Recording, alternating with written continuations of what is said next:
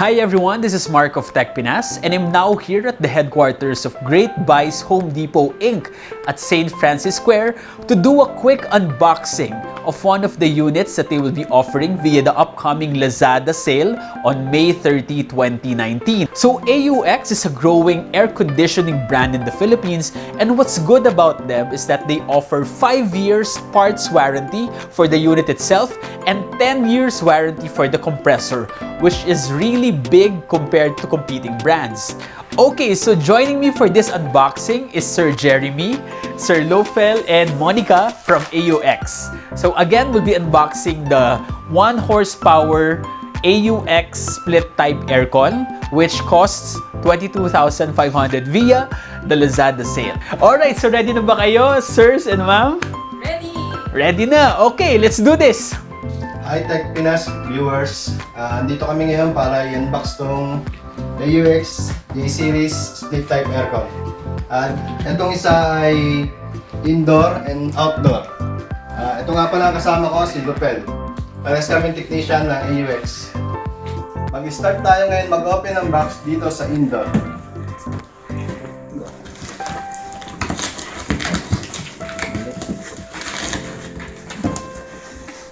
Ito na po ngayon yung laman ng loob ng indoor. Okay. Una, remote. Nandito po yung mode, On and off, di ba? on and off mode, speed, strong, feeling timer, dust, swing. Next, remote holder. Okay. Okay. And ito po yung manual. Okay. So, andyan siya. So, pag may Nandito po oras lahat. kayo, basahin nyo na lang. Okay. Okay. Okay, so ngayon, tatanggalin na natin yung aircon from the box itself.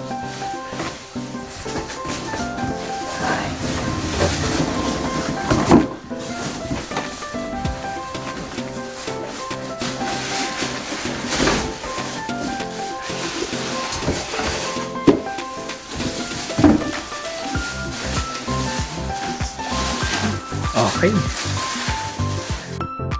Okay, so ngayon pakita namin kung ano yung tsura ng harap ng AUX 1 horsepower J-Series. There, ganda, no? That's nice. So, ang maganda dito, di ba, Sir Jeremy, is that inverter type na siya. Ano bang maganda sa inverter type compared to sa nakasanayan natin mga lumang aircons? Basic unit. Ang kagandahan ng inverter aircon ay mas nakakatipid siya sa pagkonsumo ng kuryente. Kung kukumpara mo dun sa basic unit, mas mahal yung kuryente nun. Ito mas 60% saving ng kuryente mo. Okay, so talagang sulit na sulit babalik sa iyo yung Yes, sir. ano mo kasi 'di ba syempre this is a bit more expensive than Yes, the older types no, na non-inverter types. Pero in the long run, babalik naman sa iyo yung nagastos mo na extra. Okay? So this is the indoor unit. Yes, sir. So- Mamaya ipapakita namin kung paano po ikabit yung indoor unit. Okay. So ngayon naman tingnan natin yung outdoor unit. The outdoor unit yun na doon yung compressor, di ba? Lipat naman natin. Limat po natin ito sa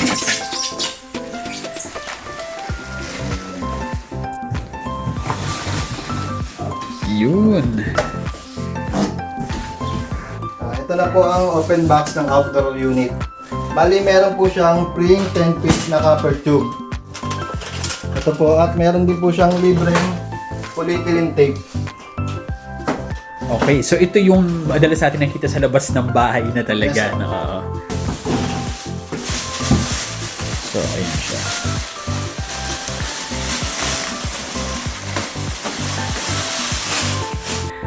Okay, so Sir Jeremy and Sir Lofel, saan ba maganda nilalagay ang outdoor unit? Actually, kahit saan naman siya, pwede siya ilagay sa paligid ng bahay. Basta hindi lang siya madaling abutin ng bata o maano ng mga hayop. Okay, that's nice. So yun na. So ngayon naman, pakita na natin kung paano ikabit yung ating indoor unit. Okay. Ang una natin gagawin ngayon ay tatanggalin natin ang indoor frame. Ito po ang indoor frame. Bali, nakakapit po siya ng screw. Tanggalin na natin. Tapos,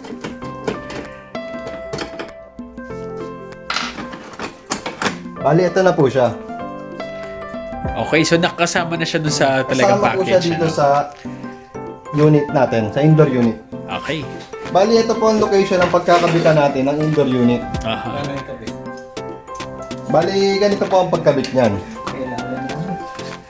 Kailangan po natin ng level bar para masukat po natin kung pantay ba o tabingi ang frame natin. Para paglagay natin ng indoor unit natin, hindi siya nakatabingi or naka-slanting. Okay.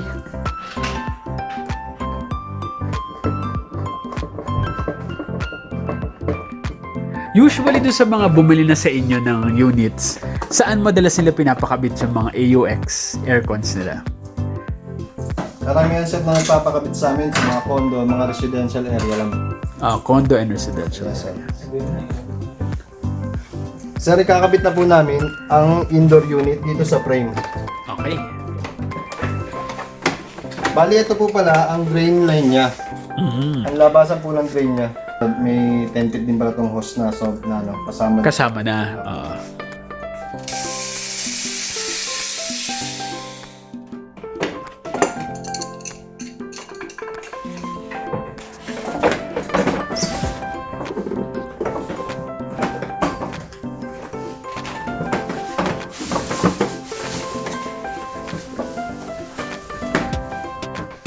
Okay, so ang bigat nitong unit is around 8 kilograms, di ba? Apo, sir. Tama ba? Oo. Tapos, yung yun namang ano niya, yung brace niya, yung kanyang wall mount. Ano naman to, no? Siguro even for earthquakes, medyo safe naman siya. Hindi naman siya madaling matanggal. Ginamitan po natin siya ng torque screw na kumakapit sa semento. Okay, nice. So, andun yung mga key features din ng ating unit, no? Yung quick cooling, long distance, auto restart, and inverter. So, obviously, yung quick cooling, ibig sabihin talaga, mabilis talaga siyang lumamig, di ba? Hindi na kayo masyadong matagal maghihintay. Yung long distance naman, ito yung buga ng hangin, di ba, sir? Kahit mas malayo, sir. Kahit mas malayo siya. So, it's up to 15 meters. Tapos yung auto restart, para saan tong auto restart, Bali, sir? auto restart, sir. Kunyari, hindi nyo makita yung remote. Meron siya dito ang auto restart na makikita. Ipindutin nyo lang po ito. Oh, okay. Oo. Auto restart. Alright, so Monica, di ba kailangan din alam ng mga buyers natin, buyers ng AUX J-Series split type aircon, yung tamang horsepower para sa laki ng room kung saan nila ilalagay yung aircon. So for 1 horsepower, ano ba yung ideal size ng room? For a room that measures about 20 to 22 square meters, the ideal aircon for that is 1 HP. Okay. And then for 1.5 naman, this is ideal for room that measures 26 to 30 square meters. And then for 2 HP, room that measures 38 to 44 square meters. Okay, so ulitin lang natin, no? 1 horsepower, 1 horsepower, 20 to 22 square meters. 1.5, 1.5, 26 to 30 square meters. and 2 horsepower. 2 horsepower, 38 to 44 square meters. Okay, so alam niyo na po yan. Maganda niya i-measure na muna nila yung room na paglalagyan nila, no? Perfect to siguro sa mga condos, no? Kasi kadalasan gano'n naman yung mga sizes ng condos natin ngayon. So thank you so much, Monica. Thank you.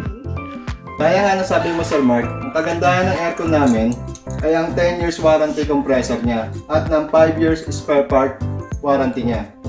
Oo nga po, sir. Tulad ng ibang brand, nasa 5 years warranty lang po yung compressor nila. Yun po yung pagkakaiba sa unit natin, sa UX po. Okay, so maraming salamat po Sir Jeremy and Sir Lofel for helping us unbox the AUX 1 horsepower J-Series inverter split type aircon. Thank you so much. Thank you. Okay, so for those who are interested to buy an AUX J-Series aircon via the Lazada sale, yung mga prices natin is just 22,499.25 cents for the 1 horsepower unit. Ang dating price niya is 29,999. So napakalaki na talaga ng savings, no? So for the 1.5 horsepower, it's just 25,499.25. Dati ang price niya is 33,999. So talagang major price cut to. And then finally, for the 2 horsepower, pag medyo mas malaki yung room ninyo, get this one. It's 31,499.25 cents. And ang dating price niya is 41,999. Okay. Alright, so there you have it. Make sure that you take advantage of the upcoming AUX Lazada sale para malaki ang matipid ninyo on your new inverter split type aircon. Get it from AUX. On that day, get 25% off your AUX J Series aircon. Thumbs up!